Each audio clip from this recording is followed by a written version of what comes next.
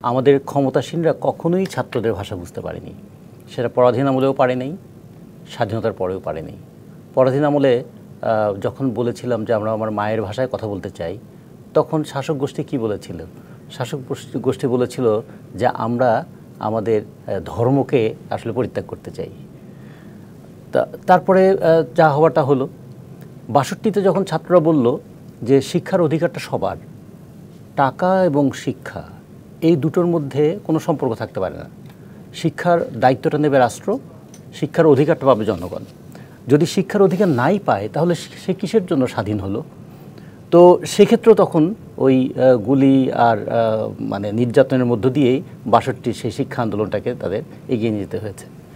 ৬৯-এর গণঅভ্যুত্থানের সময় ঠিক একই দেখুন যে যখন আসাদ, তাকে কিন্তু সামনাসামনি গুলি করে হত্যা করেছিল। আসাদ কিন্তু বাঙালি ছিলেন এবং তাকে গুলি করেছিল তিনিও একজন বাঙালি পুলিশ অফিসার। ফলে এখানে বাঙালির প্রশ্ন ছিল না, প্রশ্ন ছিল যে সেই পুলিশ অফিসার কার পক্ষে দাঁড়িয়েছিল শাসক গোষ্ঠীর পক্ষে। এবং তারপরে ধরুন যে নবকুমার ইনস্টিটিউটের যে নবম দশম শ্রেণীর ছেলে মতিউর, সে যে মারা গেল, সেই সময় কী ছিল যে আমরা আমাদের অধিকারটা পেতে চাই। আর স্বাধীনতার পর থেকে আজ পর্যন্ত কখনো শিক্ষানীতির দাবিতে, কখনো শিক্ষার অধিকারের দাবিতে, এবং সর্বশেষ যে প্রশ্নটা করলেন যে আমার ছাত্র জীবনের সবচেয়ে গৌরবোজ্জ্বল সময়টা যেটা কেটেছে সেটা হলো স্বৈরাচার বিরোধী আন্দোলনের মধ্যে। স্বৈরাচার বিরোধী আন্দোলনে আমাদের দাবিটা কী ছিল? প্রথম ছিল যে শিক্ষাকে পণ্যে পরিণত করা যাবে না।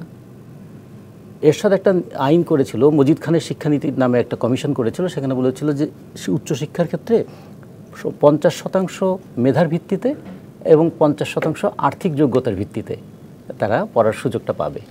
যে higher education should be highly selective, it would be free in order of merit or on 50% cost basis. আমরা দেখলাম যে মেধা এবং টাকা এই দুটোকে মুখোমুখি দাঁড় করিয়ে দেওয়া হলো।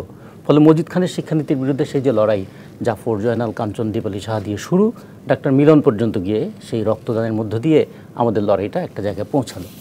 তারপরে ধরুন যে ১৯৯১ সালে যখন বিএনপি সরকার ক্ষমতায় এলো, তখন মুক্তিযুদ্ধের চেতনাকে আবার সমুন্নত করবার জন্য জাহানের ইমামের নেতৃত্বে আমাদের ঘাতক দালাল নির্মূল কমিটি এবং ছাত্রদের সেই সময় কিন্তু তার সঙ্গে যুক্ত হয়ে একটা আন্দোলন হয়েছিল। সেটার ভাষা শাসক গোষ্ঠী বুঝতে পারেনি। এমনকি ধরুন যে আমরা স্বাধীনতা অর্জন করেছি ব্রিটিশের বিরুদ্ধে, পাকিস্তানের বিরুদ্ধে লড়াই করে, কিন্তু ১৯৯৭ সালে যখন ইস্টিভেটর সার্ভিসেস অফ আমেরিকা তার কাছে চট্টগ্রাম বন্দরে ১৯৮ বছরের জন্য লিজ দেওয়া হলো, তার বিরুদ্ধে কিন্তু একটা বড় আন্দোলন গড়ে উঠেছিল। এরপর আবার ধরুন ২০০৭ সালে একটা বিশেষ পরিস্থিতি, যখন একটা সামরিক নিয়ন্ত্রিত তত্ত্বাবধায়ক সরকার এলো, সেই ক্ষেত্রেও ছাত্ররা যে খেলার মাঠের ঘটনাটা কেন্দ্র করে বিক্ষোভে ফেটে পড়ল, ঘটনাটা খেলার মাঠ, ওটা ছিল উপলক্ষ্য, লক্ষ্য ছিল একটা গণতান্ত্রিক ব্যবস্থা প্রতিষ্ঠা করা। সেই সময় ৮৫,০০০ ছাত্রের বিরুদ্ধে অজ্ঞাতনামা মামলা দেওয়া হয়েছিল এবং তার বিরুদ্ধে লড়াইটা তাদের করতে হয়েছিল।